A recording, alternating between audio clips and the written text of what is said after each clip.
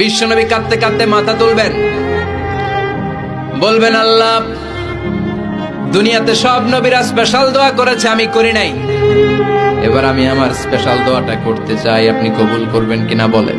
আল্লাহ বলবেন, নবী কি আপনার দোয়া বলেন?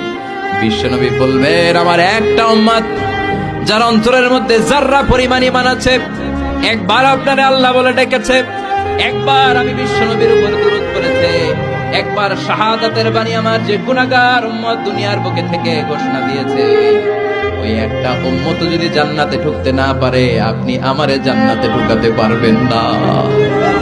আল্লাহ বলবেন, সাল তুতা, সাল সাল তুতা, ওয়াশফা তুশাফা, শাফাত করেন নবী করেন, যার জন্য দোয়া করবেন আমি কবুল করে নেব। দুনিয়াতে বিশ্বনবী কম কষ্ট সহ্য করে নাই। 3 বছর শিয়াবে আবি তালেবে জেল খেটেছে। কয় বছর?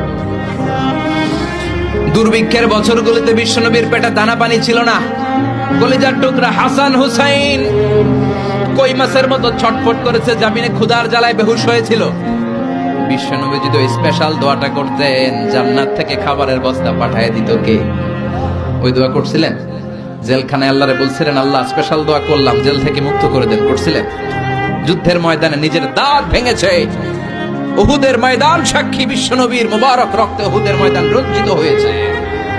সেদিনও বিশ্বনবী ওই দোয়াটা করে নাই। চিল্লায় বলেন ঠিক কিনা? তায়েফের ময়দানে বিশ্বনবী কয়েকটা জায়গায়, 3 জায়গায় বেহুশ হলেন। বিশ্বনবীর মুবারক দেহ বেয়ে রক্ত ঝরলো।